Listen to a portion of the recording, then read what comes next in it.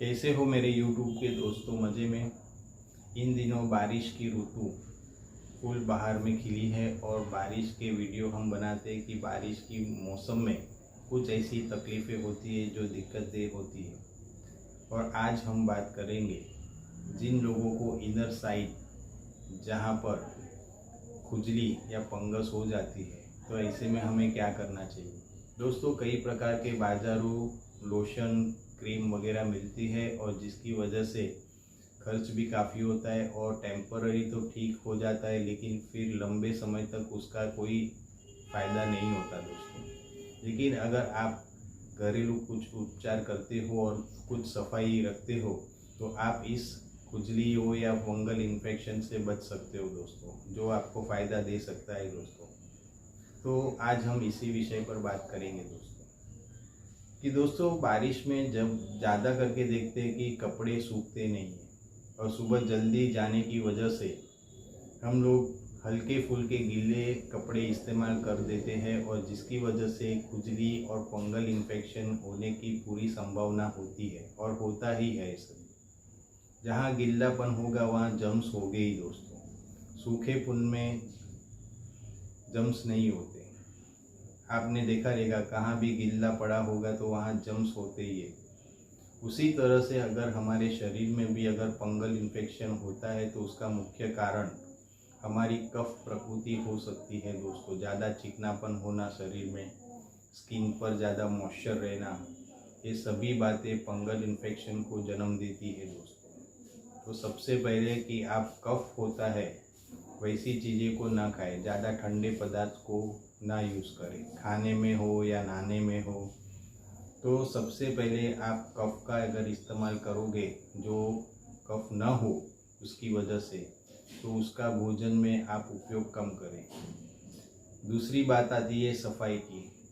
Inner side में अगर खुजली और फंगल इन्फेक्शन होते हैं तब हम कई प्रकार के लोशन क्रीम लगाते हैं, लेकिन इसमें एक सबसे अच्छी से अच्छी अगर घरेलू उपचार में देखें तो फिटकारी सबसे अच्छे में अच्छा रिजल्ट देती है।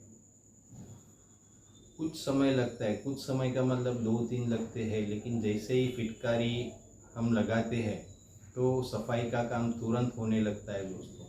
अगर आप इनर साइड में या स्किन में कहीं भी अगर खुजली या फंगस होती है तो आप अगर फिटकारी की क्यूब आती है जो शेविंग करते हैं तब लगाते हैं, उसे आप हल्का हल्का मलकर साफ करते हो तो आप देखोगे कि कुछ दिनों के बाद सफाई होने के बाद फंगल इन्फेक्शन वहाँ से मिट जाता है दोस्तों। तो इनर साइड में जब भी आपको खुजली होती है तो आप फिटकारी का उपयोग सबसे पहले करें, जिससे सफाई भी होगी, स्किन भी अच्छी रहेगी, स्किन डिजीज नहीं होगी। फिटकारी काफ़ी लाभदेह है। कई प्रकार के हम घर में यूज़ करते हैं, पानी सफाई के लिए करते हैं। वास्तुशास्त्र से अगर देखा जाए तो फिटकारी रखने से वातावरण में भी एक शुद्धि आती है, पॉजिटिव बात आती है। उसी तरह सफाई के लिए, शरीर की सफाई के लिए भी अगर देखो तो कितने वर्षों पहले भारत में कई लोग फिटकारी का इस्तेमाल नहाने में करते थे, जिससे स्किन वगैरह साफ़ सुथरी रहती थी। फिर जैसे नए नए साबु खुशबूदार वगैरह आने लगे, वैसे वो लोग साबु का इस्तेमाल करने लगे। लेकिन भारतवर्ष में सबसे पहले फिटकारी का इस्तेमाल होता था। खेत की जो चिकनी मिट्टी आती है उससे नहाते थे, उससे भी सफाई रखते थे। कपड़े भी मिट्टी से धोते थे पहले, और वो भी साफ़ सुथरे।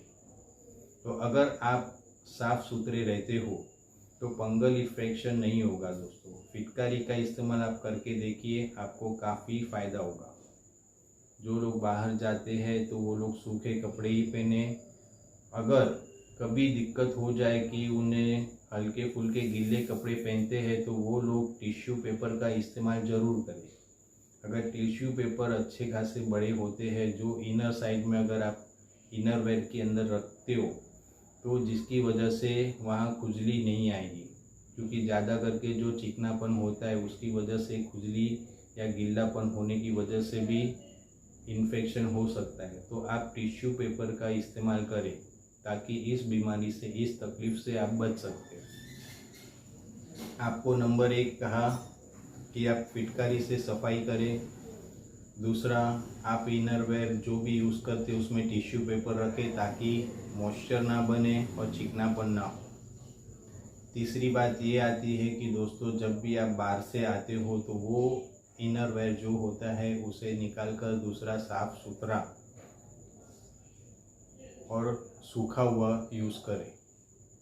तीसरी बात ये बात है कि जब भी आप कपड़े धोते हो तो उसमें आप एक छोटा सा ड्रॉप फिनाइल जो यूज़ करते हैं सफाई के लिए उसका डाल दीजिए और फिर कपड़े धोइए। इससे बास नहीं आती है, बास उड़ जाती है, लेकिन जो जम्स रहते हैं बारिश की वजह से हम कपड़े जो यूज़ करते हैं बाहर, तो वो बाहर से आने के बाद जो गंदगियाँ लाते हैं तो उसमें सफाई अच्छी से ये फिनाइल से हो सकती है दोस्तों। तो आप अगर फिनाइल का यूज़ करते हो तो कपड़े भी साफ़ रहते हैं और उसकी बास भी उड़ जाती है दोस्तों।